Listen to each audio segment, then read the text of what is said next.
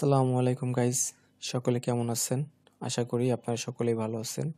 আমিও আপনাদের দোয়া এবং আল্লাহর অশেষ রহমতে আলহামদুলিল্লাহ অনেক ভালো আছি।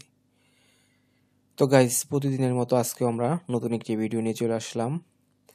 আজকে আমরা মার্কারের কিছু আইকন নিয়ে কথা বলবো। এর আগের ক্লাসে আমরা কিছু আইকন নিয়ে কথা বলছিলাম, আজকেও আমরা বাকি কিছু আইকন নিয়ে কথা বলবো। তো যারা নতুন আছেন তাদের জন্য আজকের ভিডিওগুলি খুবই ইম্পর্টেন্ট। তো দয়া করে আজকের ভিডিওটিকে মিস করবেন না এবং টেনে টেনে দেখবেন না। যদি আপনারা ভিডিওগুলো টেনে টেনে দেখেন তাহলে অনেক পয়েন্ট স্কিপ হয়ে যাবে। তো সকলের কাছেই আমার রিকোয়েস্ট থাকবে, ভিডিওগুলো মনোযোগ দিয়ে দেখুন। তো গাইজ, আমরা এখানে ধরুন যে মার্কারটা করতেছি, মার্কারটা আছে আমার সিএমএ আছে। ধরুন আমরা চাই যে সিএম থেকে আমরা ইঞ্চিতে যাব অথবা ইঞ্চি থেকে সিএমএ যাব। তো এখান থেকে আমরা চাইলে সিএম থেকে ইঞ্চি বা ইঞ্চি থেকে সিএমএ যেতে পারি। তো এটা করার জন্য আমার এখানে যে অপশন আছে একটা প্রিফারেন্সের উপর ক্লিক দিলাম। প্রিফারেন্সের উপর ক্লিক দিলে আমার এখানে এই যে এখানে আমার ইঞ্চি আর সিএম এর অপশন আসছে। তো আমরা যদি ইঞ্চি করতে চাই তাহলে ইম্পেরিয়ালের উপরে ক্লিক দিলাম, দেন সেভ, এরপর আমরা কেটে দিলাম। এখন আমার এটা ইঞ্চিতে চলে আসছে। তো দেন আমরা এভাবে ইঞ্চি থেকে সিএম বা সিএম থেকে ইঞ্চি করতে পারবো। এরপর আমরা এখানে দেখি অ্যাড পিস। তো এখান থেকে আমরা যদি চাই যে কোনো একটা পিস আমরা ডাবল নিব। তো ধরুন আমরা যে ব্যাক পার্টটা আছে আমার 3XL ব্যাক পার্ট আছে একটা। তো আমরা চাই যে ব্যাক পার্টটা ডাবল নিব। সেই ক্ষেত্রে আমরা যদি এখানে অ্যাড পিসের উপরে ক্লিক দিয়ে আমরা যে পিসটা ডাবল নিতে চাই সেই পিসের উপর সিলেক্ট করলাম, দেন আমার এই পিসটা ডাবল চলে আসছে। তো আমরা চাইলাম যে এই পিসটা ডাবল নিব, এইভাবে আমরা ডাবল নিতে পারি। যে পিসটা আমার অতিরিক্ত একটা বা দুইটা তিনটা প্রয়োজন সেই পিসগুলো আমরা এখান থেকে ডাবল নিতে পারবো। এরপর আমরা নেক্সটে আসি। এরপর আমাদের আছে ডিলেট পিস।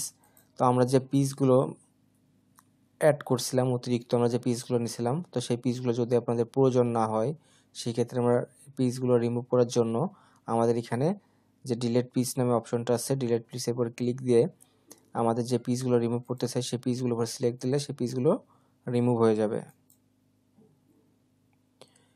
এরপর আমাদের এখানে আছে অ্যাড বান্ডিল। অ্যাড বান্ডিলের কাজটা হচ্ছে, আমরা ধরুন এখানে যে বান্ডিলটা আছে ফুল একটা সেট, আমাদের ফুল সেটটাই নামাবো। আমরা যদি এখান থেকে অ্যাড পিস সিলেক্ট করি তাহলে আমাদের একটা একটা করে নামাইতে হবে, এতে অনেক সময়ের প্রয়োজন। কিন্তু আমরা যদি এখান থেকে অ্যাড বান্ডিলের উপরে ক্লিক দিই তাহলে এখান থেকে আমাদের ফুল বান্ডিলটা নিচে নেমে আসতেছে। এই দেখুন, এই যে আমাদের ফুল বান্ডিলের যে সেটটা আছে ফুল সেটটাই আমাদের চলে আসছে। এরপর আমরা যদি চাই এই বান্ডিলটা রিমুভ করে দিব, এই বান্ডিলটা আমাদের প্রয়োজন নাই, সেই ক্ষেত্রে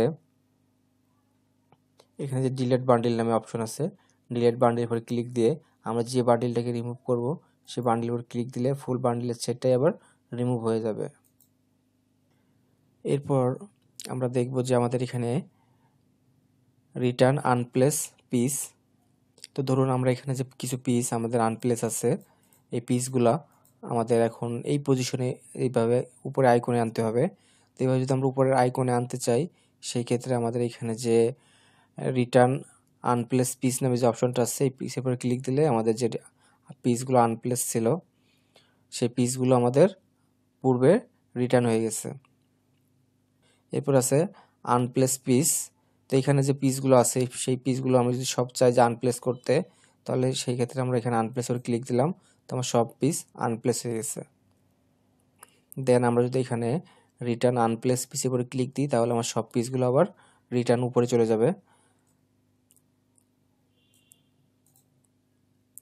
এরপর গাইজ আমরা দেখি আমাদের এখানে আছে রিটার্ন অল।